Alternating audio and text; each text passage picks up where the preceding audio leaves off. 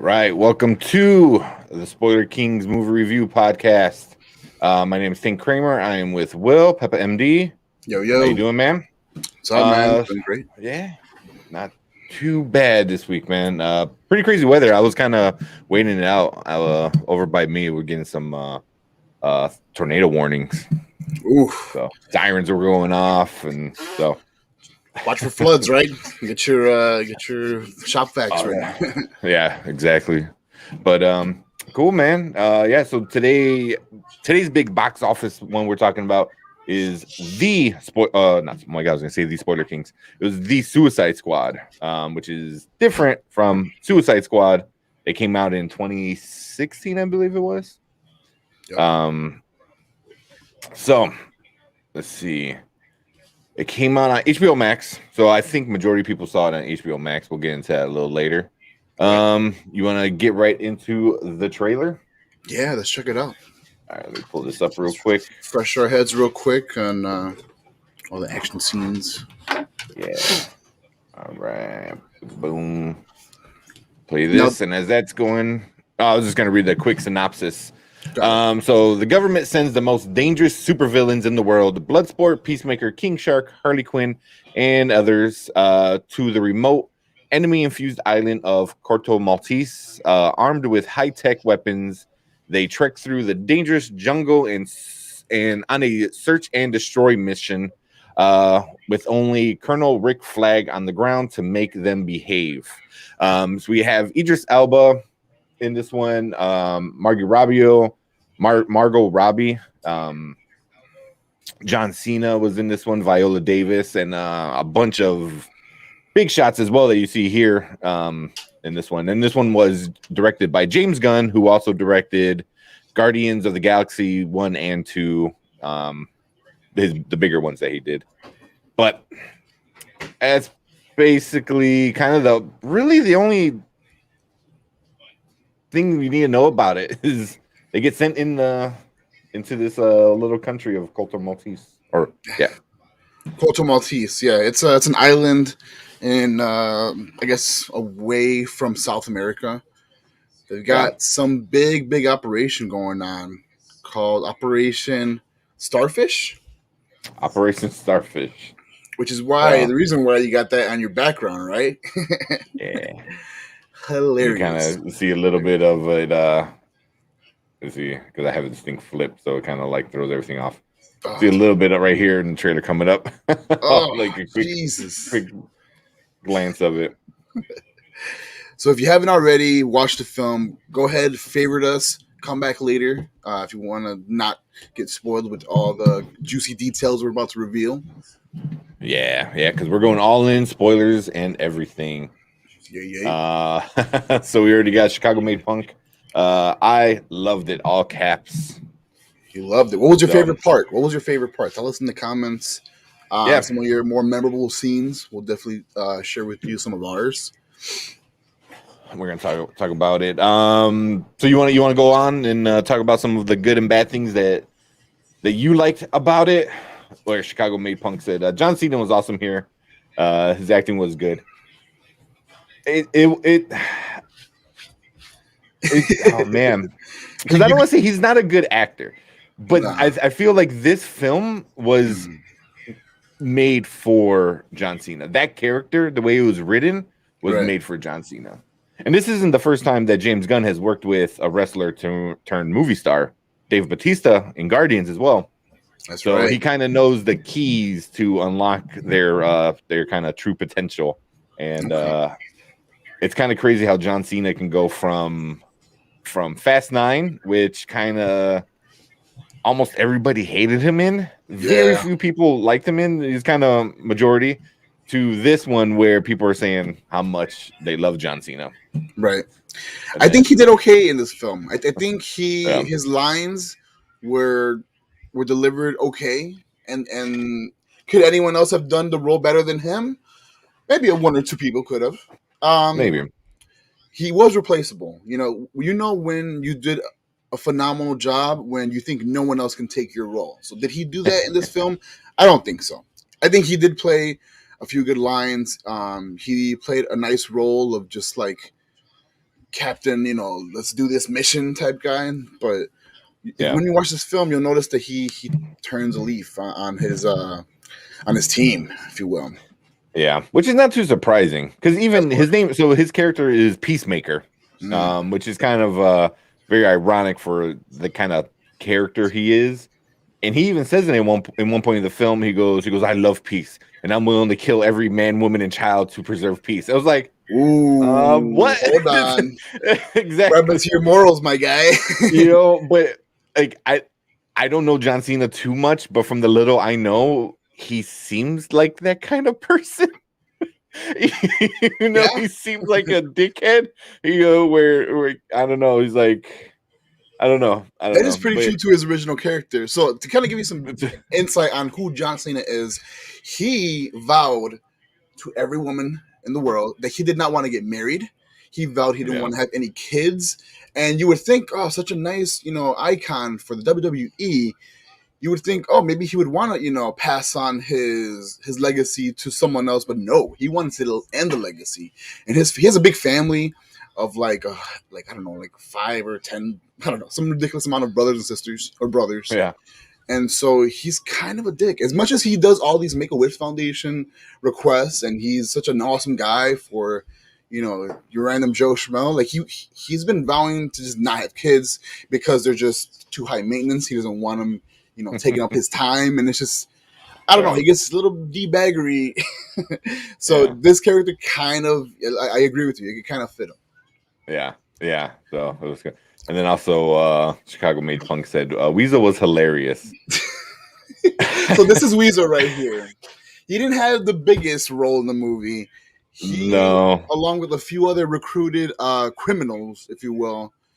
Spoiler alert: they were just a distraction for the main mission, and so their lives were expendable. And we'll see that, right? Weasel was such a weird character, man. Like just I keep staring at his eyes behind you. You can't even see who he's looking at. But who does he remind you of? There's no one really. Who do you compare this guy with? Like I was trying to man, not that you ever compare DC to Marvel, but I was thinking if this is our part of our squad, right, for the Suicide Squad, which he wasn't part of the main squad. Who would he look like? And I was thinking, oh, is he like the DC's, Rocket Raccoon? No, he was not Rocket Raccoon. he looks as scruffy as him, but it's like if Rocket Raccoon went wrong. It might be one of his brothers or sisters that got experimented on and it went messed up. Some kind of radioactive weasel or some sort. Looking like a chupacabra. Supposedly, I think that's what's gonna happen to him. But supposedly, I was reading because that's Sean Gunn, which is James Gunn's brother, who also plays another role in the movie. He's Calendar Man, and he's the one that kind of like makes fun of one of the characters. He makes fun of Polka Dot Man when they first opened the door for Polka Dot Man. Right. And James, he has the stupid the every month tattooed on his head. That's Calendar Man, and then he was also Weasel, and he has those baby blue eyes like that. From what I read, it hasn't been proven yet. They said that those are not actual, but those are, his eyes that they just like, CGI'd and bulged out and stuff like that, which makes it even more creepier. It's like they took his eyes and then morphed them into those weird. That's really weird. Yeah. So it was like, oh, what were like, yeah. He didn't have any lines, by the way. I don't know if you could give this guy lines, and I don't know what you would make him say, but he was just, like I said, a big distraction. Yeah. So all those guys, like you said, were kind of a big distraction. I really liked the fact that in every one of these kind of movies, right, where you have this super team, you always look for who's the leader, right? In this case, it was kind of like halved by, damn, I can't think of his name, RoboCop guy. You mentioned his name. Colonel Flag. Yeah, him and also the main guy. Bro, I am not doing great with names. And Bloodsport. Yes, Bloodsport. They both kind of like took charge with the team, but man, even both of them were fucking up, and I kind of love that, by the way. So a little bit into the film, right? My favorite part, I think, in the whole film, which was hilarious, is Bloodsport and his small squad were trying to like infiltrate the country, right? And they ended up like trying to free their homie Flag, but Flag got rescued by this small guerrilla warfare group. And so they see, like, I don't know if they saw him getting help or getting cleaned up or medically, service, but they just go in guns blazing and kill everyone. That's what they were told. They were told by Amanda Waller, which is Viola Davis's character, that Flag has been kidnapped and you need to go save him and basically kill everybody. And I love that scene, like you said. I love that scene. It was very like, I don't know if it felt wrong that I was laughing at them just very violently killing people. Like at one point, John Cena just walks up with a little hatchet, and it's like pam pam pam head. I was like, what the? And it's just funny, and the whole like who's gonna one up each other. Yes. Between Peacemaker and Bloodsport, like, oh my god, that was it was so funny. But you're like, oh my god, they are killing so many people, in the most creative ways. Yeah, oh my god, and even at the end when they talk to each other, they're like, he goes, oh, that wasn't a killing blow, you lose. He goes, no, whatever, and it blew the guy up. He goes, that doesn't count. And he said, John Cena or Peacemaker said something. He goes, oh, that should count more, blah blah blah. And then he's like, and then Idris Elba turned around. He goes, damn it was better. It was really cool. I was like, what the hell, man? Like, these guys are so like, but it kind of like puts them in perspective too. Like as the film goes on, that they're so, immune to like feeling, like they know how to turn off the feelings and just kill. Yeah, because that's what they were told to do. The only thing is like you kind of find out Idris Elba still kind of has a soul, and Peacemaker really doesn't. So where Peacemaker is just a soldier that follows blindly, where at least Idris Elba, Bloodsport, kind of has a conscience still, with it. Yeah. But one thing I did, like, I don't know if you remember the first one, the first Suicide Squad, where it was Will Smith, which is basically the same kind of version of Bloodsport. Like they're kind of the same, but even Bloodsport and Peacemaker are basically the same character, just at least skill wise. But Will Smith, same thing, was blackmailed by his daughter or his family and stuff like that. But he had a very loving, caring, I want to protect my daughter kind of thing. And then they started doing it with Idris Elba, where they come in like, oh, you got a visitor. It was his daughter. And they have such a toxic relationship where I was like laughing, and I feel bad for laughing at something like that. But it was also like, it's like they were trying to do like, oh, remember this thing we did in this film, and it was all sweet, and this is why Will Smith did what he did. Well, we're gonna take it, but we're gonna twist it and make it all messed up, But Idris Elba still loves her by telling her like, forget about me, kind of stuff. You know what I mean? So it was very, very different relationship.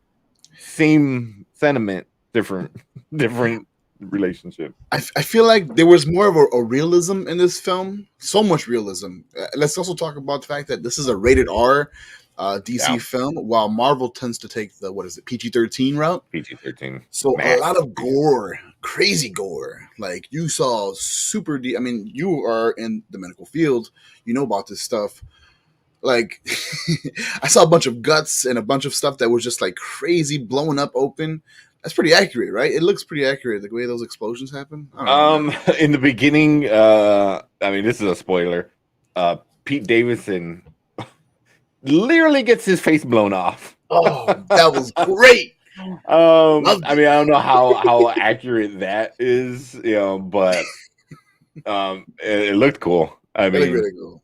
I mean, the one part that they show in the trailer is King Shark kind of rips a guy in half, and you see like the intestines like stretching between the two halves. Oh, yeah. That was kind of interesting. That was kind of cool.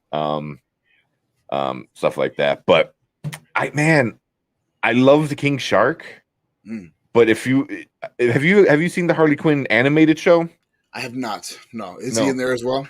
He's in there as well. Okay. Very, very different. So you know who Ron Funches is, right? No. He's a comedian. He has a very unique laugh. He's super awesome. I love Ron Funches.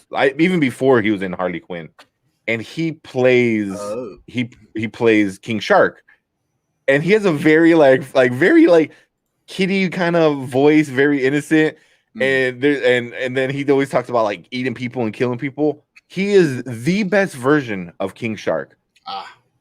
Flash got nothing on him. He's just so good, with the voice, and it's just this big monster. I was hoping they were going to do something like that with this one, and they kind of gave him that dummy persona, which I'm kind of like, I'm not always the biggest fan of it because it's funny, but then it kind of gets old kind of quick. Oh yeah, I was going to say exactly that. It gets old quick. Sure. Yeah, so I think the max was when he was talking about like he can dress up in disguise, put a fake mustache. That was the peak of him being stupid. After that, it was just kind of like, yeah. I mean, you kind of felt bad for him because like he had no friends and stuff like that. But I'm not a big fan of like big dummy characters. Do you remember who he was played by? It's kind of an iconic person, by the way, too. Yeah, well, he was voiced by Sylvester Stallone. Yeah, I could hear it too. Sick. Yeah, nice. He was actually the person on set was Steve Agee, which Steve Agee was also one of Amanda Waller's guy, so he got a little double dip too. Nice. He was the white guy with glasses. Okay. That was kind of cool. Also, the whole opening scene was so good. I thought it was so good. I don't know how about you. I thought it was great. So a few key things that I kind of wish they would kind of expand on more is DC tends to do these little animated bits into the real life world part of the movie. Like, for example, Harley Quinn has a scene where like flowers and stuff or Polka Dot Man has these things, and it's so like fantasy looking that it looks like it came out of a comic book, right? And this is a comic book type, this is a comic book series, whatever. And so I like that. I wish they would do more of that. Like, for example, I wouldn't do it as overkill as like Scott Pilgrim versus the World, because that goes a little over the top. That goes way into comic book ish. Right. Yeah. But I kind of like that feel. Like, even if you were to just give me like a basic transition where like you get the real scene and then it zooms and then you see like the borders of a comic and then like switches over and then new comic and then zooms in. I've seen that done so many times, and if you can do it a real basic way, real quick, without like distracting your audience, I think it's nice. And they kind of it's a good transition. Yeah, I can see them doing stuff like that. I like the little animated stuff. I like the polka dots. They were really cool. Very bright, colorful neon. Those looked really cool. But I know I don't know if you saw in like we're in our nerd huddle chat, and some of the other guys from the network we were all kind of talking about it, and Brian, he was saying like he didn't like the part where the animated part, but not because of the animated. It was this girl who knows only gymnastics, and is a psychiatrist, took down 30 armed men. Mm-hmm. Yeah, I get it. That's kind of like sucks, but it's also like I forgot what they call it. But it's just kind of something that they do because it's this character, So it's just like, I didn't really think about it, but I did read a few reviews that also kind of brought the same exact thing. But I like the animated part of it was like because you kind of get like that's in her head, where blood doesn't shoot out. It's like flowers and the birds are scared of her. Yeah, they're like hiding behind the wall, around the corner kind of thing. It was like that was pretty cool. But I mean, something like this that's so over the top, I was like, I'm not completely against it. I don't know. I mean, you can always say these are like Corto Maltese soldiers. So are they like really soldiers or just people with guns? But then I don't know. I mean, even like there's a guy that was running up to her with a gun, which makes no sense because you have a gun. It's like you're gonna go like hit somebody with your gun when you have a gun. It's stupid. But there's like little things like that. But also, this movie was very, very comic book like accurate. It's stuck to like goofy comic book kind of style, and I liked it. My thing is like when movies tend to change the tone, it's like, oh, we're gonna be goofy and then we're gonna get a little serious. Like this one kept that goofy tone, that comic book tone the entire movie, which that's what keeps me in it. When you start to change how it feels, from here to here to here to here, you're kind of like, like I'm kind of, to me that throws me off. Like if you're gonna be over the top, then be over the top. So consistency, definitely key. Yeah. So what were some of your other favorite parts of it? Favorite parts, or favorite characters or anything? So I kind of liked what they did with Ratcatcher 2, which is funny because there's a Ratcatcher 1 apparently in the comics, which is her father. And so they're pretty much rat whisperers. So if you were to kind of, translate this of a character similar in the Marvel world, you would think of Ant-Man or like Aquaman, someone who can talk to all the fish or all the ants and they can make them do whatever they want just because they were taught this, extra ability. That was pretty cool. Like I'm trying to think like how could you make your power of controlling rats powerful? And it's just I come to think of you can't really make that powerful, but to make it funny, you just do it in numbers, I guess, and that's how you kind of just that's where anything anything in numbers is gonna overpower the big bad rock or whatever, big bad guy. Yeah, but she was pretty cool, real laid back character. She was like the voice of reason for King Shark, which was nice. She was his first friend, declared friend. They like shook hands and everything, I think. And it was funny because that was right after he tried to eat her. Yeah, one of the first scenes. Yeah, she's a heavy sleeper, and you'll see this in the film. And so like kind of silly. He was like having her in his mouth, in his jaw, and she was just sleeping away. But she was pretty cool. We got a few cameos from some characters in the DC world. I kind of forgot what their names are, but there was one that was in the prison there, and she had like, it was a woman, and she had a bunch of like stained glass looking skin. Yeah. Oh my god. Yeah. Right. Yeah. Kaleidoscope. I think her name was, or something like that. Yeah, it was. Nice. It was something along those lines. It was. Yeah, she's another like B-list villain. And then I see why people kept saying like, oh, we get like another James Gunn Guardians of the Galaxy reunion. So we actually get Mantis showing up here, making a little cameo. Did you see that? Did you catch that?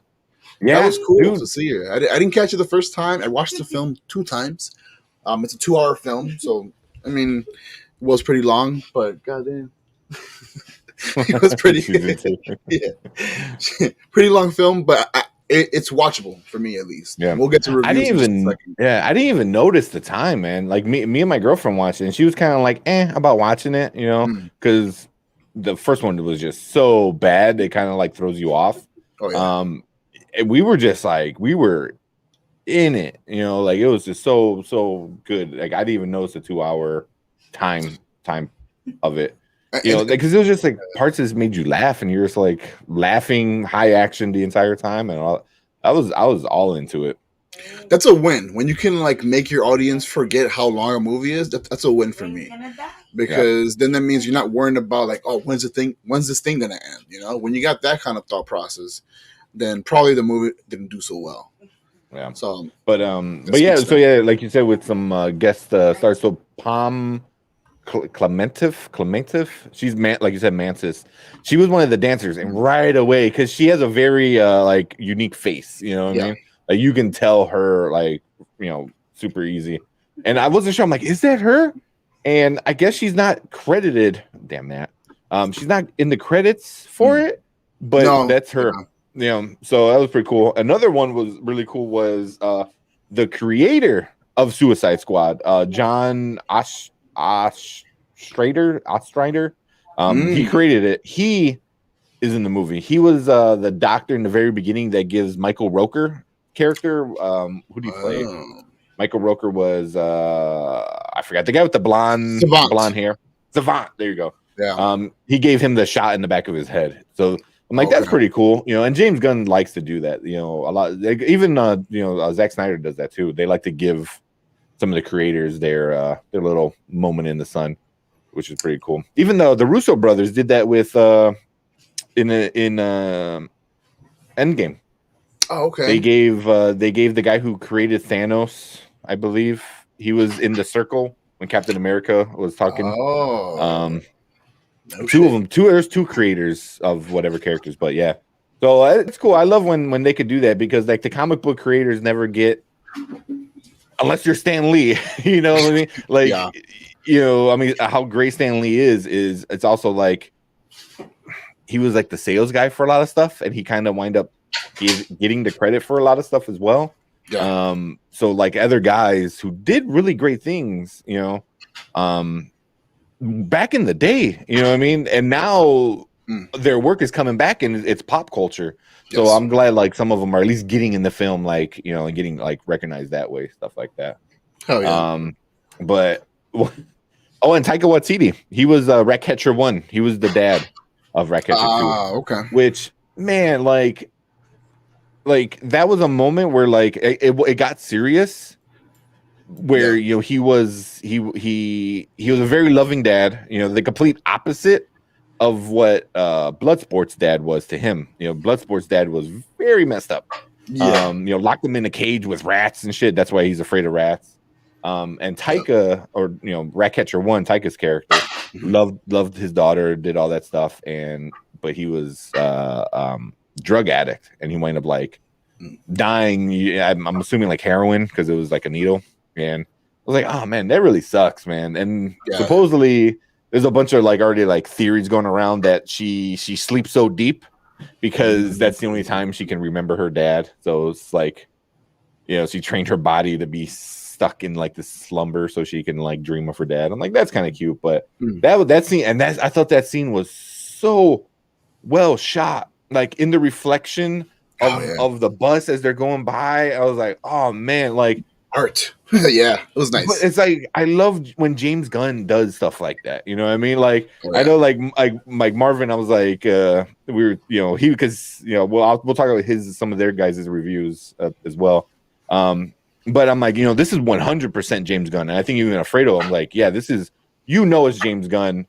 One, because all his actors are in it, you know, Michael Rooker's in it, Nathan Fillion, his brother's in it. They're in all his movies. And then the style, the way he stylizes a lot of the stuff with really cool angles. There's the fight scene that was in the reflection of Peacekeeper's helmet. Oh yeah, I thought that was super cool, cool. super cool. And then when you like really think about it, it's like you don't see the reflection of the camera, and it doesn't look bad CGI'd. If they had to CGI it or if they did a special trick with stuff like that. Yeah, I thought that was super cool. But the storytelling in the bus in the window, super cool. I love stuff like that. Like it's little things where it's not too much where you're like, okay, that's kind of like silly. Like I don't know if you watched Loki yet. I watched Loki. There's a part where it starts and like the whole camera does a full like 360 in the beginning, and that shit made me nauseous. I was like, why? It was like I'm like nauseous right as this like great episode starts. But something like that was pretty cool. It's pretty tough to get that creative with camera movement and not feel like a Cloverfield movie. So exactly. I applaud them for even like attempting to do shit like that with the Loki, but yeah, it can make your viewers like motion sick or whatever, and that's not good for anybody. Yeah. So I know we're gonna get into reviews in a minute. Yes. Polka Dot Man, I thought was gonna be just a stupid character. I thought he was gonna die really early on, and I thought it was just gonna be just like I said, just a stupid character because he's a silly character that has polka dots and that's his weapon. Yeah, and he wound up being him and Sebastian. Sebastian is Rat Catcher's little rat. And my girlfriend, like when they first show him, and she goes, "If they kill that fucking rat," I was like, "They better not kill that rat." It's like, So luckily they don't kill the rat. Good. So but Polka Dot Man, he everyone's kind of weird about him. He's very introverted, and then they're like, "Oh, is that a virus?" Like, "Oh, is that contagious?" Yeah. And then he winds up telling his background story, which real quick before I continue that, everyone tells their background story in such a way where you get to know every single character. So by the end of the movie, by the big battle at the end, all of their issues, and it wasn't. They didn't take an hour to explain it, like fucking Justice League. You know what I mean? It's like, real quick, good stuff. Boom. People that need more of a explanation, like do that. Chicago made punk. Sebastian with the heart face. Oh Sebastian was awesome. made. Yeah, big heart for a little guy. But so Polka Dot Man, gave a story, and basically his mom did that to him on purpose. Yeah. And it messed him up so much. And he said his siblings wind up dying from it because she did it to all his siblings. He's the only one that survived. And they asked, "Well, where's your mom?" And he's like, "Everywhere." And it cuts. That has to be one of the best scene, like cut, is they cut to all the other Suicide Squad members, but they're all his mom. So you have the big King Shark, but it's his mom. Like, oh my god! Like props to that actress that can like, hey, we need you to pretend to be him, pretend to be him, pretend to be him. That was sick. And then they're in the club and he's dancing, and he's dancing, and they're all his mom again. He was freaking out, dude.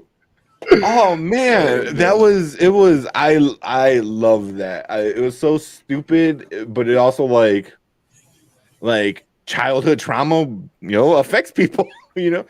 And I think that's it was like, because there's a lot of these things that are like, it's funny, it's stupid, but then you start to think about it and you're like, oh damn, that's fucked up. Same thing with Ratcatcher and her dad, drug overdose. Drugs break up families and ruin lives. It's like, or you could be a shitty parent, like Polka Dot's mom or Bloodsport's dad. So it's when you start to break things down, it's like really like, yeah. So they do stuff like that, which I man, Viola Davis, man, was a bitch. He was Yeah, a yeah, bitch. And this one, yeah, I kind of don't remember her too much on how she was in the last Suicide Squad, but they brought her back for this one. But yeah, man, she was gonna do whatever it took to get her mission complete, right? And what's her mission? Her mission is to get rid of the evidence yeah. that is of what is what is Star Starro, Starro. Yeah, Starro is a Starro big the Conqueror, giant. Spoiler alert: Starro is a big giant starfish that alien starfish. alien starfish. Yeah, and it looks like um, looks really silly but really serious for some reason, if that makes sense. And he or she or it sends out little and you'll see it on his screen, little starfishes, and they kind of act like face huggers from Alien, Yeah, and they make you, they get you in a mind control, and once they have it on your face, um man, how do you say it? They're supposed to destroy that and all that, right? And all the evidence that led up to that. And she was gonna threaten, what's his name? Ooh, threaten Idris Elba's character's Idris daughter. Elba's- yeah, She's like, yeah, if you don't complete this mission, then I'm killing your daughter. Like, she basically said those words, and that was deep. That was dark. Such a yeah, such a DC yeah. type move to do, like to create just this ultimatum that's so dark. Like, damn. But I thought it was cool that they did that. It made me hate her so much, but that's a good thing, when you get that invested in a character. Yeah, yeah. I mean, Viola Davis is an amazing actress. Oh, you yeah. know, Oscar nominated actress. You know, I mean, she is. Oh, yeah. Has she won an award? I don't know, but yeah, she's amazing. I love her. She's so good.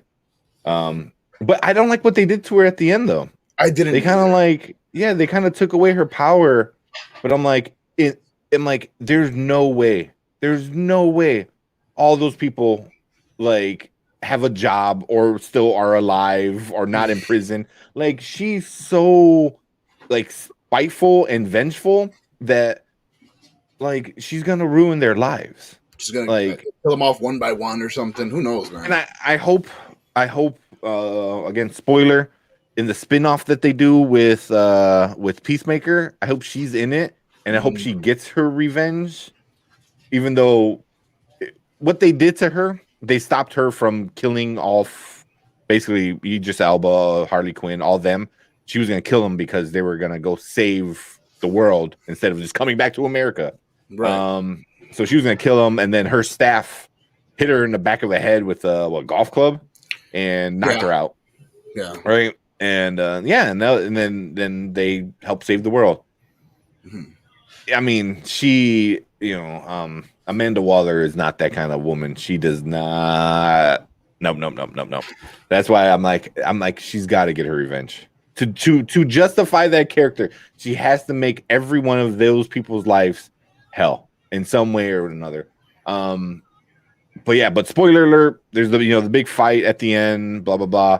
Like you said earlier, John Cena, Peacemaker, winds up betraying them because he had a mission in the mission to make sure that this evidence does get destroyed, because she was afraid that other people were actual good people deep down inside.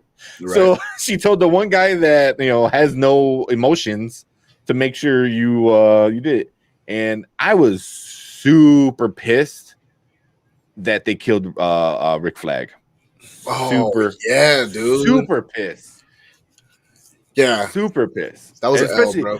Yeah. That had to have been John Cena's best acting ever. That fight scene, because he didn't want to do it, but it wind up he wind up doing it. He did it. And the look on his face, I was like, there it is. Oh, yeah. There it is. That's all that stupid shit you did in Fast 9 with Vin Diesel. Yeah. I'm like, no. James Gunn brought out the best in that, because when he's got that piece in his chest and whatever, and that look on John Cena's face, he's like, oh shit, what did I do? It kind of and I was like, there it is, dude. Tap into that every single time if you need to act, because that's I don't know what did what to him or who did what to him to get that out of him.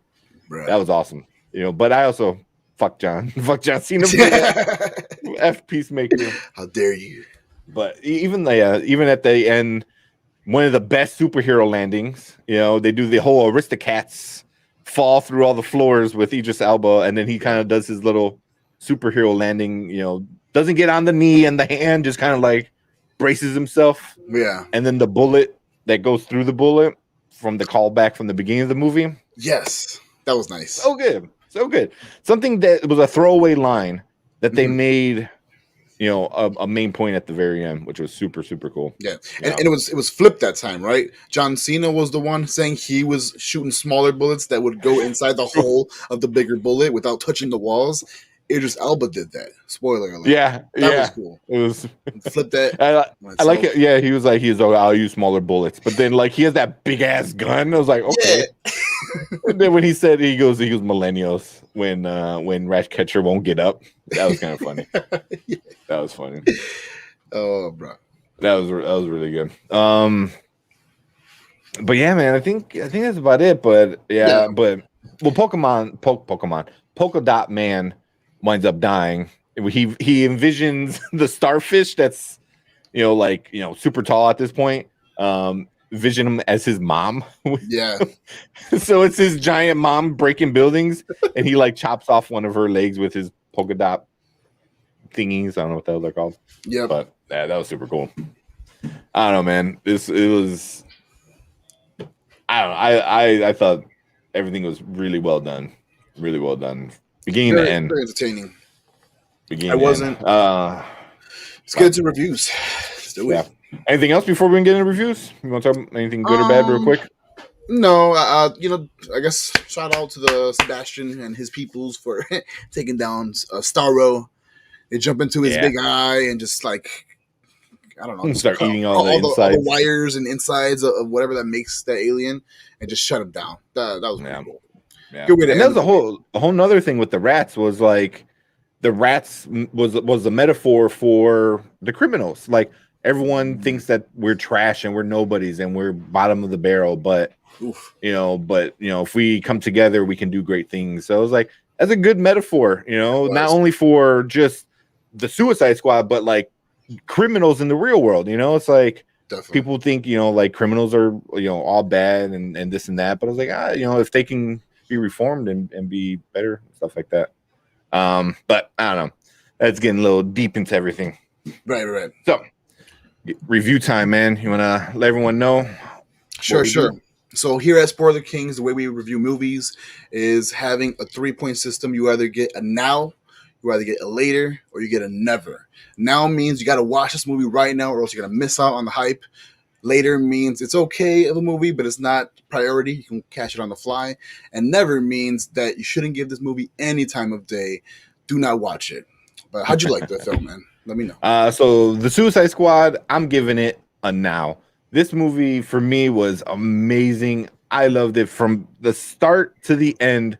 Was great. I was glued the entire time. I loved everything about it. I loved the characters. I loved how James Gunn made me fall in love with a rat. Well, you know, and a guy named Polka Dot Man. So it was just well done. I thought the writing was really good. I thought the directing was really good. The cinematography was really well shot. The actors were amazing. Everything I think just came together for this movie and was just a perfect dish for James Gunn. It was DC said, "Here's the toys, have fun," and James Gunn took and made a great movie. But what about you, man? For me, the Suicide Squad definitely gets a now from me, for sure. Just for the fact that I love the fact that you can get invested into a crazy world that doesn't exist. And if you can make me forget that the movie is 2 hours long, you did your job, entertain me. So for that, I love the movie. I think it was well executed. Sure, there were a few things they could have worked on, but I think it's still a now. And again, would you watch the movie again? Oh yeah, I watched it twice already. Yeah, I watched it twice. You know, like one just to sit down and watch it, and then another time to like break down a lot of the stuff I missed. So yeah, I've watched it twice already. You know, which was really cool. So we'll get into some of the other people. So Chicago Made Punk said, "This is a now!" ! I I'm not quite sure because I know we were talking in chat with Brian and Marvin, who are also part of the Nerd Huddle network. I'm pretty sure they didn't give me their exact rating. I don't think they would give it a now. They would probably be somewhere. I think Brian would probably be somewhere more in the later. I think he liked it. He didn't. He had a lot of issues with the Harley Quinn kind of aspect of it all, which I get. Marvin, I'm not quite sure. It seemed like he really didn't like it. He did. I think he at one point he said it was very bad writing. He didn't like the writing. He didn't like the directing, and he said it was like a 5-year-old wrote it or something along those lines. I'm sorry, Marvin, if you're listening, if I misquoted you, something along those lines. So I think those two guys were kind of not too fond of it. I don't think they would give it a now, but that's them. They couldn't make it on today. That's okay. But we'll go on to Rotten Tomatoes. Oh yeah. So the audience score is 84%, right, which is not bad. Not bad. The critic score, the tomato meter, is 91%. That is certified fresh. So pretty good. Pretty good. Like for me, it's like 85, or it was 85%. It actually went down a point. But 91, it's good. Dean Richards here in Chicago, WGN. He's one of the only critics I really listen to because he knows, like, if a movie's meant to be like a kid movie, he's like, it's a kid movie. If it's meant to be like an artsy fartsy movie, he knows, and I tend to like his criticism a lot. He gave this movie an A, which is really, really surprising. That was like the beginning of it. I was like, oh, wait, is this a good movie? And, I heard a lot of good stuff about it from other critics. But some of the critics here, let's get into Rolling Stone.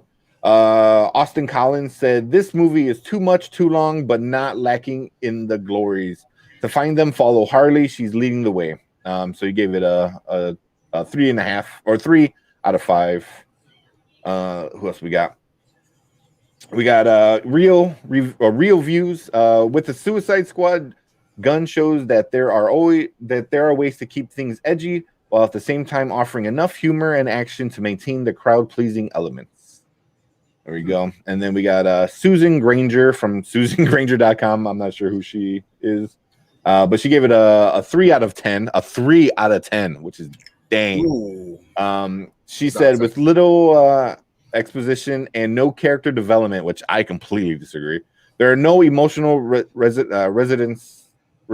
Oh my god! Making it more of a grotesque R-rated comic book turned video game than a movie. I don't agree with that. I mean, no character development. You found out about every single character and you cared about every single character. Like Polka Dot Man, even Bloodsport. It was like, damn man, dude, you had a shitty. And just for one more, NYC Movie Guru. Gave it a 3.665 out of 10. I don't know what the hell. He said, yet another mindless, overproduced B movie that neither funny, excited, nor campy enough to be guilty pleasure. I don't know. Well, there's two good ones, 2 bad ones. I don't agree with the other one because it definitely wasn't mindless. There was a lot of metaphors to the movie and to the real world. Yes. I thought, and I thought it was super funny. It was super, super funny. I mean, how did you not laugh when they're killing innocent people? I mean, a lady was washing her clothes and just gets hit in the neck with a dart. It was like, what? Bro. It was like, I felt so bad. I felt so bad. And then they try to play it off with him. Or clothes? I think she was like watching clothes or something. She had like the the washboard. Look like my Dia out of everyone, man. Oh, geez, that's even worse. That's shit. Even worse. My Dia's getting gone. Yeah. So one other thing before we get going was the box office for the Suicide Squad was not good. Which I don't know if that counts. Let's see if we're trying to bring it up. I don't know if that really counts towards the movie or towards the HBO Max. the HBO or the situation that the country is still in. You know what I mean? Like Delta's going on and blah blah blah. You know, you got all the other stuff. Variety said that the Suicide Squad stumbled at the box office. It made it didn't make that much. Overall 72.2 million throughout the weekend. So 26 mil in the first 3 days in North America and another 35 mil internationally. So, but it was on HBO Max, which was a big thing. I watched it there. You watched it there. A lot of people probably watched it there too. It was, I don't know. I mean, you had, everything going on with COVID. So I'm sure a lot of people were kind of like playing it safe. The first movie wasn't good. So it doesn't really give you a lot of confidence going into this one. And it's on HBO Max. So you can just watch it at home. It's not even an extra fee like Disney does. So it's just part of the membership. So how many, nice. Yeah.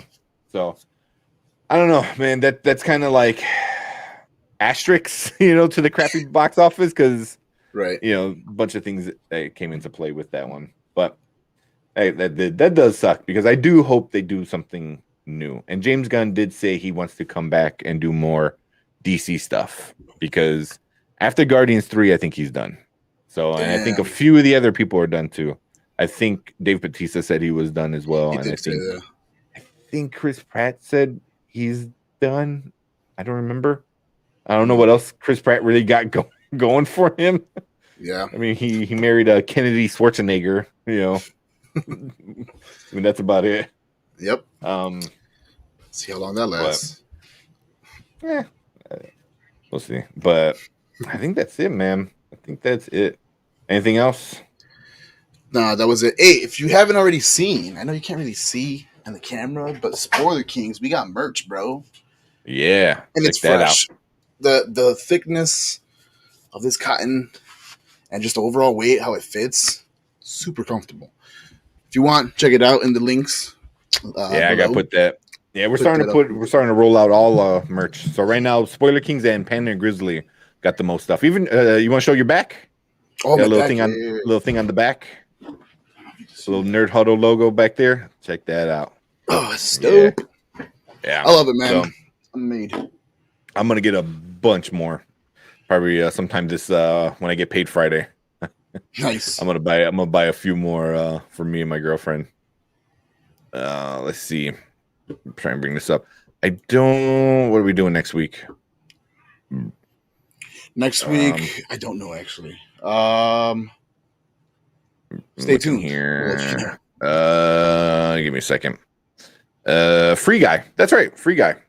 Free Guy comes out this week. The new Ryan Reynolds movie. Ah, okay. Yeah. So we got Free Guy coming up.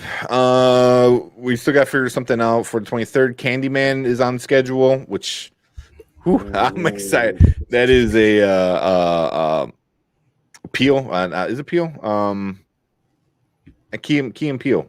Key and Peele. Oh, Keegan Michael Key. It's not Key. No, it's Peele. It's Jordan Peele. Jordan Peele. He's doing the Candyman, which I love the old school Candyman, which is awesome.